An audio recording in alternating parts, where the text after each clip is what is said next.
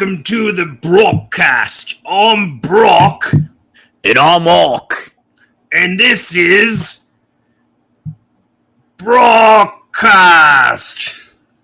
Yeah, we're gonna be here every week to recap Vanderpump Rules, which is a show about my brother Brock.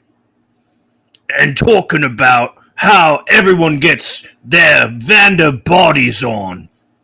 Oi, Man. Orc, did you like Schwartz doing push-ups off that bench? I gotta tell you, I think the highlight of the episode for me, Brock, was when Lil Summer Moon had those crocodile tears. Oi! And I go, Oi, Summer Moon! Dry your eyes! Ain't taking no crocodile tears, I am. Some people think that babies cry 'cause they need something, but I know it's because I don't know why, actually. Well, I do. It's 'cause babies are being babies. We're just kidding, everyone. This is not the Brockcast. This is actually Brian and Ryan, the Vanderpump guys. I would listen to that podcast, though. Yeah, I think that podcast would be a lot more successful than Vanderpump guys. Something to think about. But didn't you say we were like, I saw an email that we're like number 140 in rewatch podcasts? Yeah, we did get an email from podcom.com, and yeah, we are the Was it Pod Chaser? Was it Pod Chaser? I don't think it was Pod Chaser. But yeah, thanks everyone for your support, making us the 140th top after show on Apple Podcasts. Crazy episode. Episode 4 of this season. We start off with James and Allie prep for a pool party, and then Katie and Ariana try on swimsuits. Lala and Sheena visit Lisa at Villa Rosa. James has a crazy pool party. Tom and Billy Lee go into Me See. Is that what it's called? Yeah, it's like intimacy. Oh, into Me See. Lala visits James, talk about sobriety. Schwartz gets his hair cut by his not girlfriend Joe. Brock, Sheena, James, and Allie go to a brewery, and there is a Vanderpump Dogs reunion. Oh shit! So yeah, we start off James and Allie prepping for the old pool party, and of course we get all right. How many airplanes do you think are actually going over this house?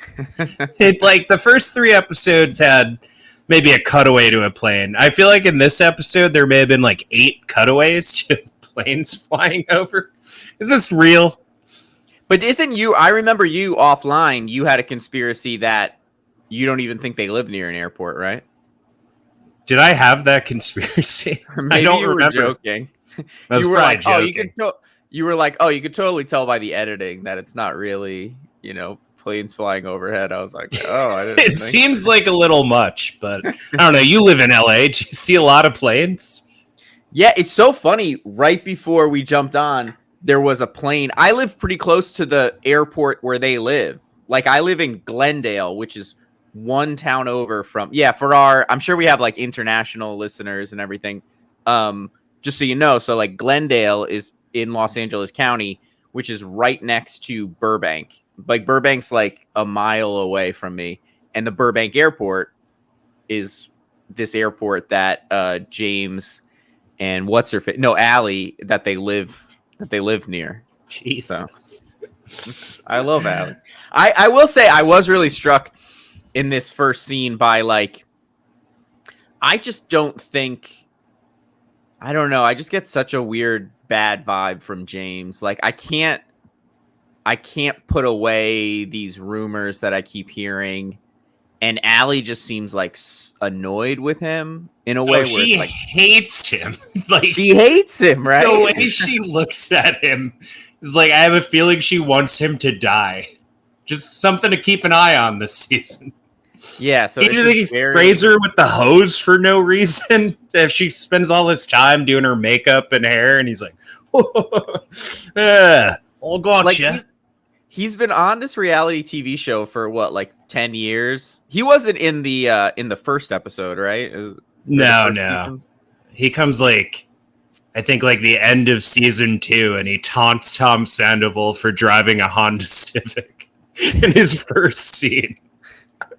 Yeah, so it's like he's been around for a while, but I feel like he's getting worse at how to seem normal on camera. Like I feel like he just that whole like first scene, he's just like demanding praise for going to Home Depot and Target in one day. It's like, all right, James, these are things you're gonna do in your 30s. You're gonna go to Home Depot. You're gonna go to Target. That one shot was so awkward where he's like, $2,000. Where'd it go? Where's my money? I'm like, okay, James. All right, James. Let's take it down a notch. Yeah, so he's getting ready for this pool party, and he's not the only one. Katie and Ariana are also trying on some swimsuits. And they're talking about they had an Uber the night before, and it was the same Uber driver who dropped off Ariana and Sandoval the night that Ariana found out that Sandoval was cheating on her. Do you think this is a true story? I feel like I've never had the same Uber or Lyft driver ever in my life, and I take a lot. I mean, the only thing that I would say maybe is not correct is maybe it didn't exactly happen that night.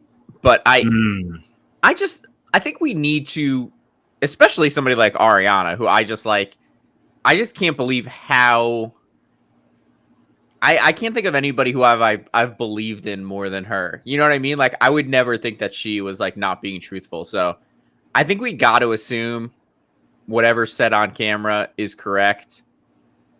How do you feel about me discussing stuff that happens on podcasts? Do you think we should just stay focused on the show, or do you want me to say stuff that I hear? I'm of two minds. I'm a guy who caught up on 10 seasons of this show during Scandival without ever learning what Scandival was. So I think there is a beauty in sticking to the show and avoiding things happening in real time. Avoiding the Graham reunion. Yeah, let's try that. If you got something on your heart, I don't want to block you from sharing it. No, I think we can move forward that way, and if anything becomes an issue, we can address it in future episodes. Yeah, let me know. Katie has a very unique denim top in this episode. What I love about Katie is she takes really big swings with fashion. She always has. Doesn't always work, but you got to bet big to win big. And Katie's killing it in Vegas right now. Wait, why do you say Vegas? It's just like a place where betting is common. Got to bet big to win big. So, I mean, can we start over? No.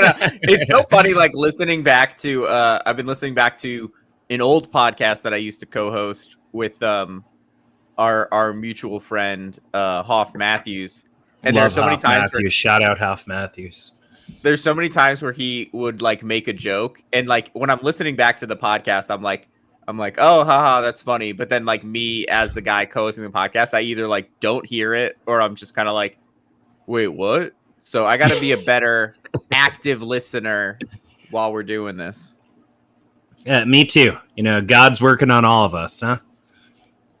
And then, one thing that I found kind of interesting in that Katie and Ariana conversation was, I don't know. I just don't know if this is going to work out for Ariana, this idea of like keeping Sandoval out of the group. Like it seems he feels inevitable. Sandoval feels inevitable. I think that's true. I think one thing that we need to address that happened on the outside world this week was him comparing himself to O.J. Simpson and George Floyd, which is like absolutely horrific, you know? But it's also like, I don't know, the guy, like, it's Bravo. You know what I mean? Like, it's Bravo. Like, people on these shows, like, go to prison and stuff, you know? Like, it's not, I just feel like he's playing right into this show needs a villain, and he's playing right into being the perfect villain for the show. What do you think? He really cannot get out of his own way. It's like just when anytime like he's making any step towards redemption and people are starting to gravitate towards him, I'm like, all right, let's listen to what this guy has to say. He just puts his foot in his mouth and slips on a banana peel and falls into making the worst metaphor ever made. It's it's really sad. I don't know, but I don't think I'm going to say anything that hasn't been said by a million other people in the past 48 hours. So it's a great article, though. Like, I wish more people would read that entire article and avoid all the clickbaity headlines and stuff. That I forgot who the writer is, but she makes this amazing kind of insight into how the show started in the first 8 seasons. And you're just kind of following these people who work at a bar, and then they get old and they start leaving the bar, and they're still trying to do crazy friend group working at a bar, but it's not working anymore. And they start injecting like a lot of fake stuff into the show. And eventually, like, this is the first season, they're completely just, all right, we're going to just acknowledge this is kind of like washed up reality stars in the afterlife of like their post-reality fame, just trying to be people outside of the show. What was the manufactured things? I think they would just do a lot of kind of producer intervention, like forced reasons to have them all show up at STIR, and like only one person would still be working there. And it's like, oh, we have to see James Kennedy's guest spot at STIR tonight, DJing on the tables, and then they all get in a big fight. Where it's now, they literally did that like the first episode. It's more so the idea of like finding jobs for them at the restaurant. Like James would always, he was a busboy there when the show started, and then eventually left. He's like, oh, I'm going to be the world's biggest DJ now. And to James's credit, like, the idea of manifesting something ridiculous, he's certainly, I don't know if he's the world's biggest DJ yet, but he's grown a lot in this time. Yeah, Gabrielle's cousin Frankie. Shout out to Frankie. He's a DJ in LA, and he puts on shows. And he said that he might be getting DJ James Kennedy. And I was like, "You got it! You got it! Go. I'll fly to LA. Give me ticks, dude." It's really like unfortunate that I haven't gone to any of these places. You know, I haven't been to Schwartz and Sandy's. I haven't been to Jax's Sports Bar. They're literally like 10 minutes away. Like, can you say something encouraging for me? Like, you gotta bully me into going to these places. As someone who's also not been to any of these places, I would please like you to go so you can bully me into going. I feel like it's a lot easier for you to go.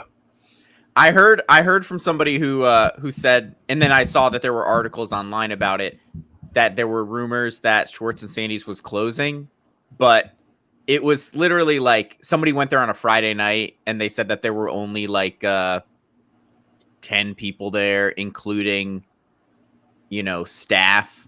But it's like, okay, sometimes you just have a quiet Friday night. And then on Saturday night, somebody tried to go there and it was closed, and they were like, for a private event. For a private event. Yeah. So it's like, they're doing fine, it seems like. They're doing all right. You know who else is doing all right, Ryan?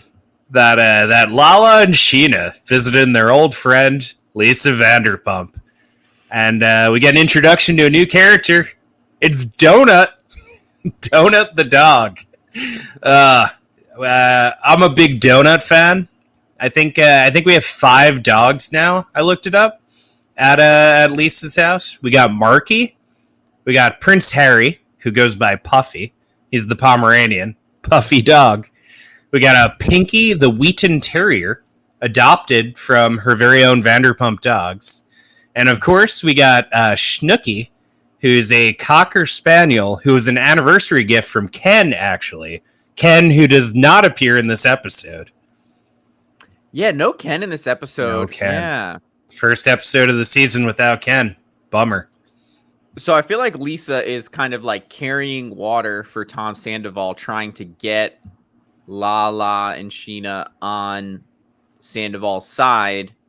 And, you know, on the one hand, I do think, yeah, if somebody's having like suicidal thoughts, do not bully them. Like, I think that's pretty like self-evident. But I also thought that Ariana kind of made an interesting point where she said that, you know, Tom Sandoval, you know, if he's having mental health issues, the thing that he did to put himself in this situation he wasn't thinking about people's mental health. Like, I don't know. I thought that was like an interesting point. Yeah, it's kind of like, I feel like everyone on the show, aside from Tom, is saying the right things and raising valid points. Like what you said about Ariana, totally true. I agree with Lisa. Like, let's lay off him a bit, not pile on him while he's clearly in a very dark place. I think Lala raises a good point, pushing back, where she's like, Tom needs to show some humility. He's doubling down right now. He's got to stop. And Sheena has a good line too, where she's like, Tom needs a good therapist. And instead, Tom is doing his therapy alternatives, like going on the Special Forces reality show and taking an ice bath. Like, these are not good therapy alternatives, Tom. Yeah, no, absolutely. And then at James's crazy pool party, we got a fire hazard. James almost like lights his grill on fire. He's chugging these cans of weed drink. Schwartz, there's weed in here. They're jumping off the roof, doing backflips. It was alarming how quickly he was drinking that weed. He just was chugging them. Shotgunning weed drinks. Whoa, James, slow down. Those things are dangerous. a lot of jumping in the pool. Schwartz kind of trying to get Lala on his side. It was weird how Schwartz kept telling Lala how beautiful she was and saying I love you, and then after everything he says, yeah. platonically. You're like the most beautiful girl I've ever seen. Platonically, of course. Do you think you shipping? So pretty. Do you ship Schwartz and Lala? Could you see that as a couple? I could not see that as a couple. I don't think that'll ever happen. It just wow. It can't, man. I don't know. But I do like season 11 Lala a lot better. Like, she's kind of having this big moment where she realizes, like, I don't need to have a dog in every fight. And I don't know. You're a self-proclaimed Lala guy. Like, I'd be interested to hear your thoughts on this, because she's like, she has that line where she's like, I don't need to wear my trauma like a badge of honor. I got to practice forgiveness. And it just feels like she's going through this kind of evolution right now. Do you see a lot of growth from Yeah, Lala? I mean, I would say, like, I'm a sober person, you know, like, I don't drink. And I think there are a lot of sober people who they just find something else to become addicted to, like like weed drinks, for example. But I feel like Lala is really doing the work and growing as a person, and I really think she's thriving. I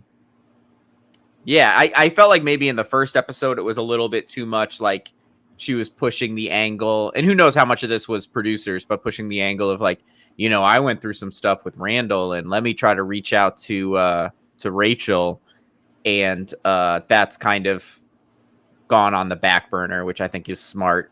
but no, I got no critiques of Lala. I think she's doing great work, and yeah, so after that, then we go to Tom and Billy Lee go to Cold plunge into Misi.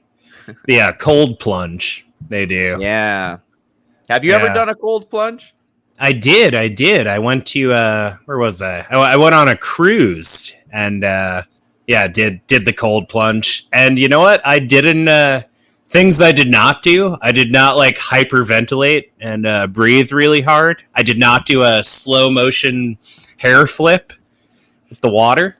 But I don't know, man. This was a weird scene. Like this is just a really weird scene. Just all the shots of Billy Lee just kind of staring at Tom very intensely, like, I don't know, giving me Saltburn vibes. Billy Lee, like, how bad is it? It's a 9.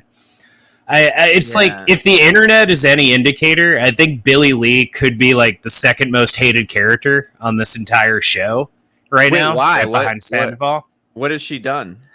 So I forgot if she was on the show 1 or 2 seasons, maybe just 1 season, but she basically fought with everyone in the cast over this girls' night that she was not invited to.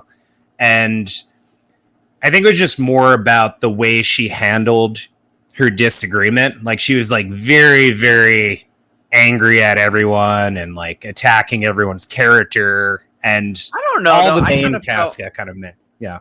I kind of felt like, if I remember that correctly, that Billy Lee was kind of like, yeah, I think it's transphobic not to invite me. And all the women, instead of being like, hey, I hear you, Billy Lee, and we're sorry and stuff like that, they were just like, you know, showing their receipts like, oh, look at how not transphobic I am. And I just feel like when somebody calls you out in that way, like, it's not good to kind of like protest, you know, like that. You should just like take the note and grow as a person, kind of, right? I think that's right. But there's not a lot of Billy Lee fans out there. Okay. I mean, my question in that scene, would you rather see Billy Lee or would you rather see Jason? Oh, Jax? No. I mean, it's an easy question if it's Jax. I'm talking about Tom's manager from the first episode who's just like, yeah, you're right, Tom. Ariana does suck.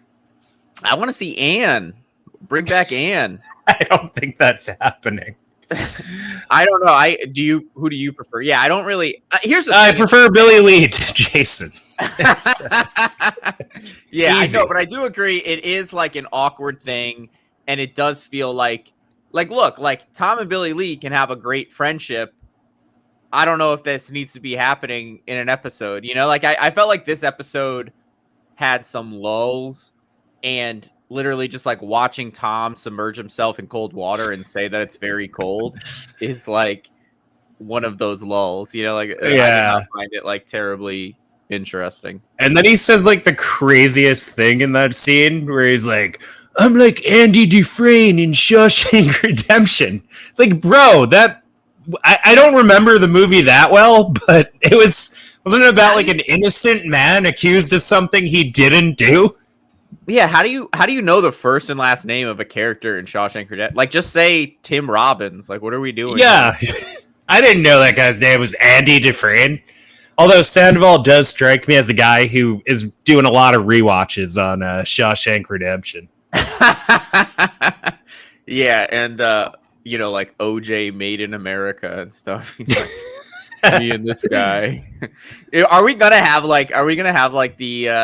like OJ Simpson like show up to like like the next time Tom Sandoval goes in a night bath? It's Tom's only remaining friend at his 44th birthday. It's just Jason and OJ Simpson. Hey Tom, I think you're a really cool guy, and Ariana is the worst. Yeah. Yeah, and then Billy Lee says Tom deserves bliss in life and he deserves to be happy. It's like, I want Tom to be happy. I just want him to apologize like one time without saying but. So he's like, Who are we I don't going to want Tom attack? to be happy. I don't want Tom Ever? to be happy. You don't want him to be happy for the rest of his life? Well, let me put it this way. I'm going to quote Jacob Dylan from the Wallflowers, who sang on the underrated 2002 album, Red Letter Days. He sang, I wish you health. I wish you happiness, but absolutely nothing else. That's how I feel. I wish him health and happiness and absolutely nothing else. I wish him conditional happiness. I think he needs I think everyone deserves to be happy. I just think he's got some work to do. He hasn't earned happiness yet. I just couldn't believe. Well, I don't want to get ahead of it. But he said some interesting things in the conversation with Schwartz and Joe. But we'll get to that. All right, yeah. Let's roll through Lala and James talking about sobriety real quick. Yeah, so Lala shows up. She wants to know why James is choosing to be sober. He's like, Rachel gave me an ultimatum and I had to be sober. And this time it's my decision. But then as he keeps talking, he reveals he got in a huge argument with Allie that was so inflammatory that she left the house, took the cats, and I don't know. For me, it feels like he stopped drinking this time because Allie left him and not because he actually wants to get sober. Yeah. No, I just feel like I said earlier, I feel like Lala is somebody who's sober for the right reasons and really growing as a person, and James seems to be stuck. Yeah. And maybe similarly to Sandoval, James seems like somebody who this show is not helpful for him. Being on this show, I think, is harmful for him because maybe he knows that he needs to have plot lines that are interesting in order to stay relevant. I think James could learn something from Katie. Katie doesn't give a shit. Like, Katie, what did she do in this episode? Like, I don't like, she just said like a lot of people are on Reddit, she doesn't give a shit. Just like, she said, I'm on Reddit a lot. And she said, hey, Ariana, we really got to get these permits for there's something about her sandwich shop.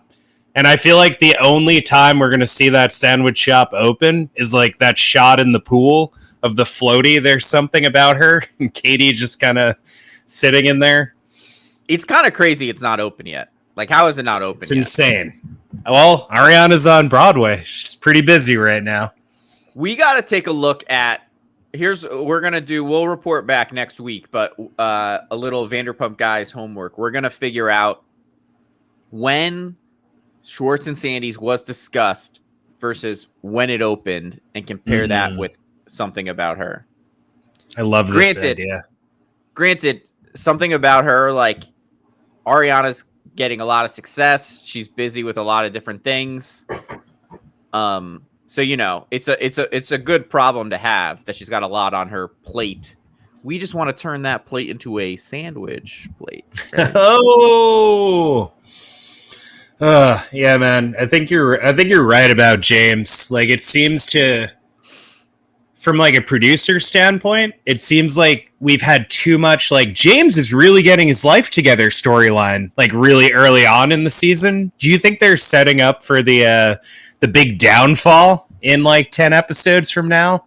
We've seen it so many times since his first season. He's just constantly going through this redemption arc, and it's only a matter of time before he blows up his life again and Ken comes for him.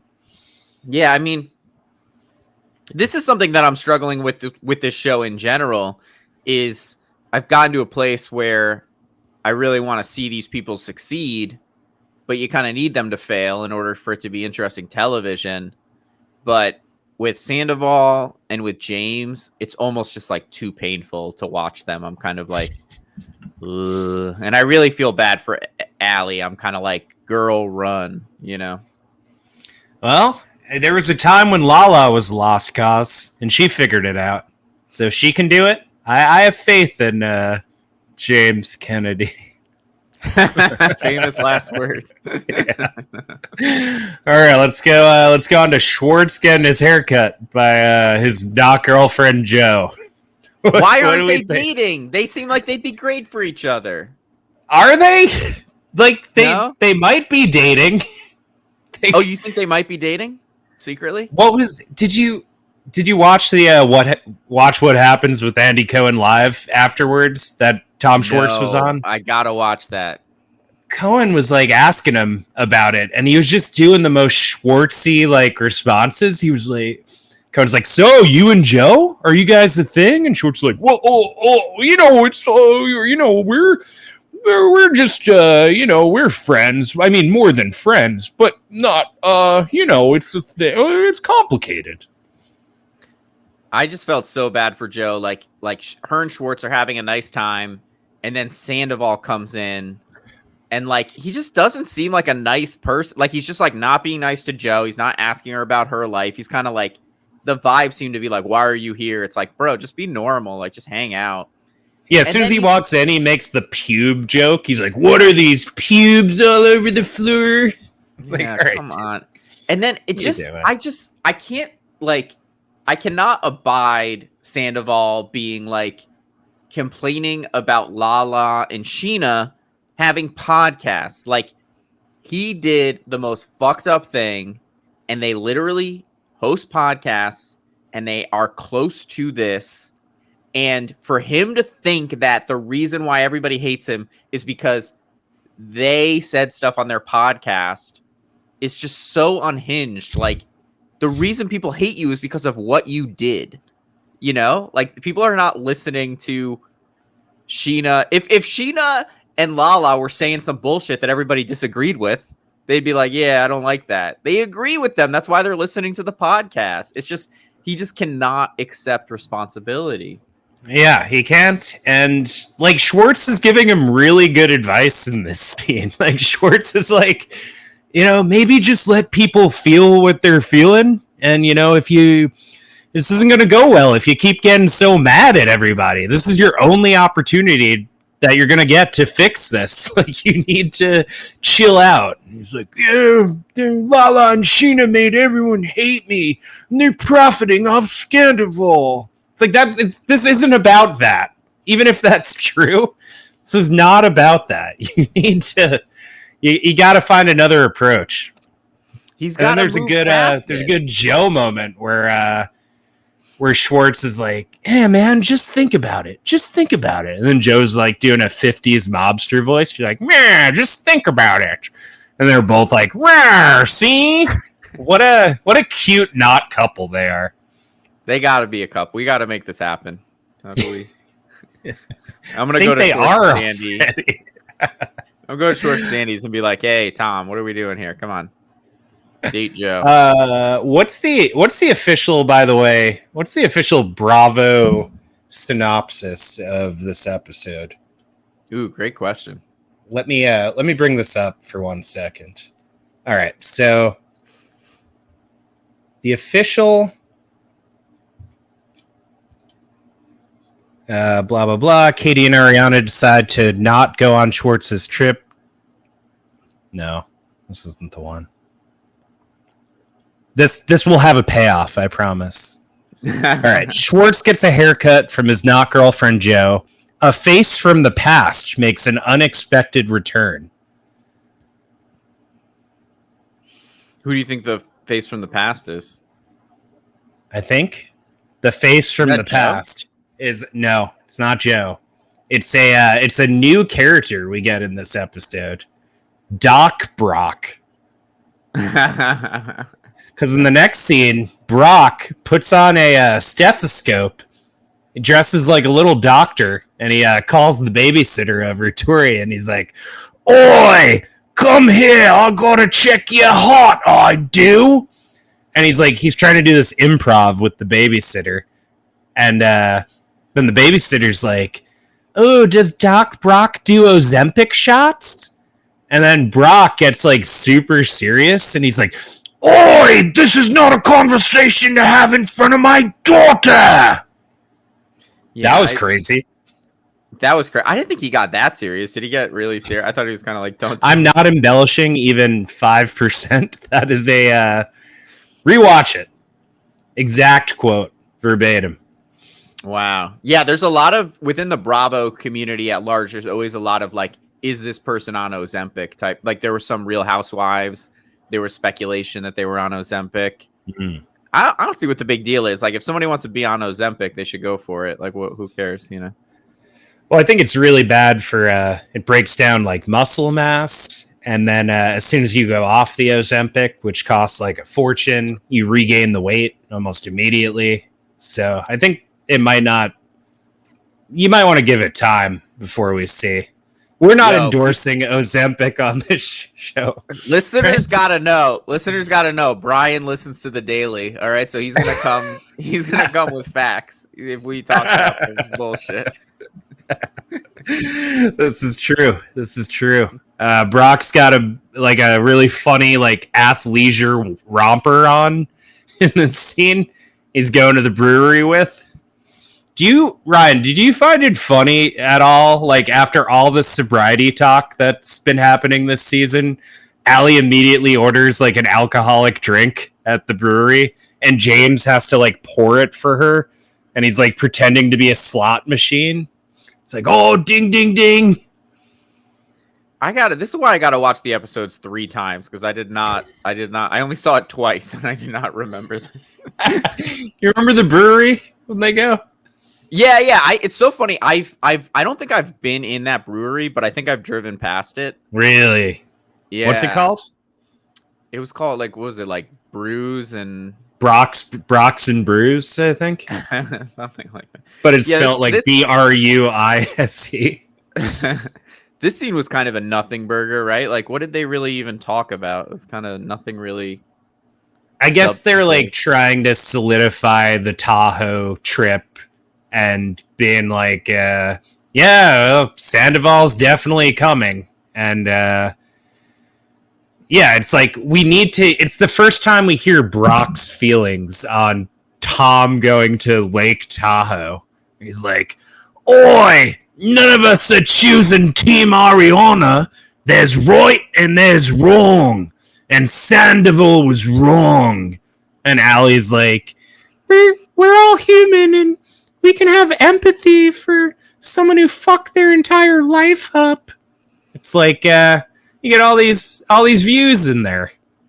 It's also like James, like, kind of just doesn't really. I just feel like he's along for the ride, you know. Like he'll argue with Sandoval in the moment, but then 2 episodes later he's like, yeah, sure, whatever, we can. Yeah, sure, he's fine. Like I'm not getting a strong motivation from James. Like, how does he feel about this? Like he just doesn't seem to really say much. I think throughout the course of the show, Sandoval at many times was the only person who stood up for James Kennedy. Like when everyone was done with him, when James was just like calling Katie fat and saying vile things, Sandoval had his back. And now I feel like James feels very loyal to my big brother, Tom. So this week, Team Tom all the way.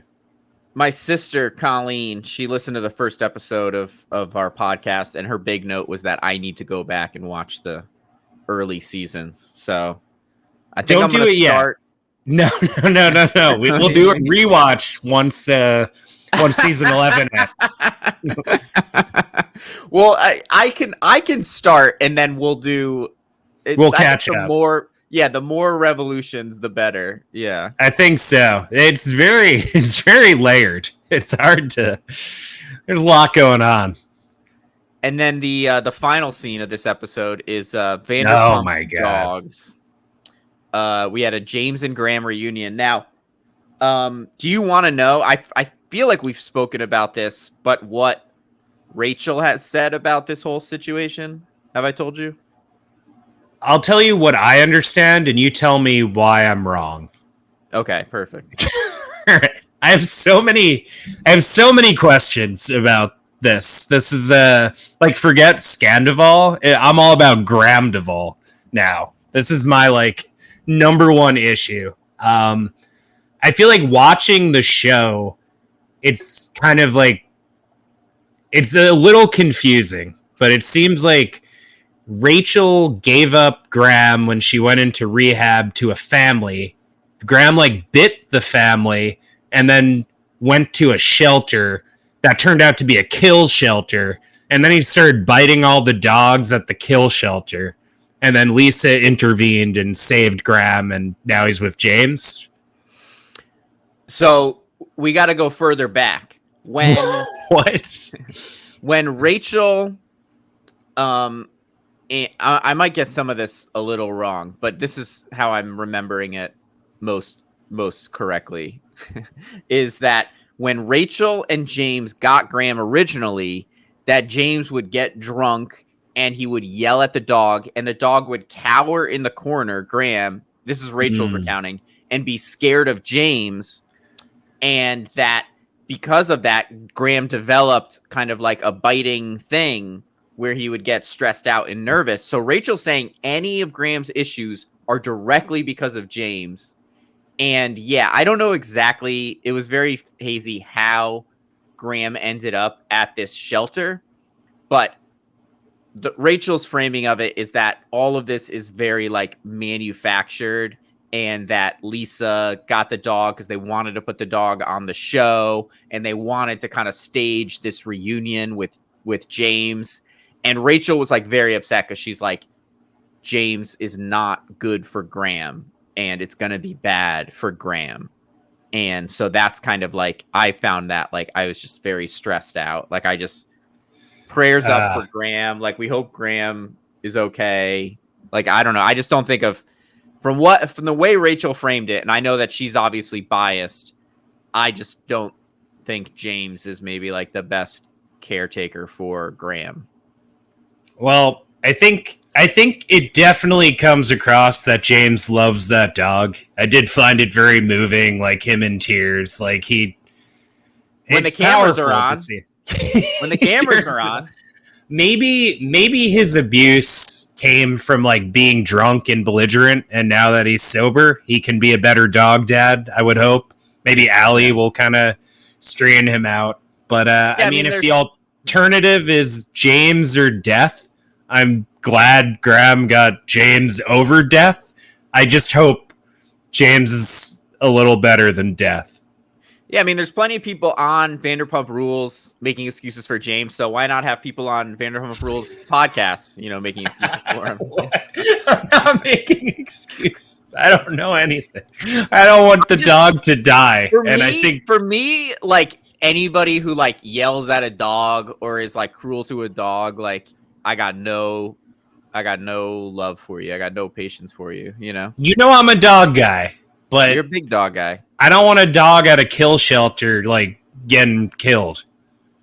I think that might have been exaggerated. I think that might have been, Do you? What happens to dogs in foster care? But I think Lisa might have pretended it was a kill shelter or something like that. Like we gotta do after we rewatch all of Vanderpump Rules. There are like Vanderpump dogs.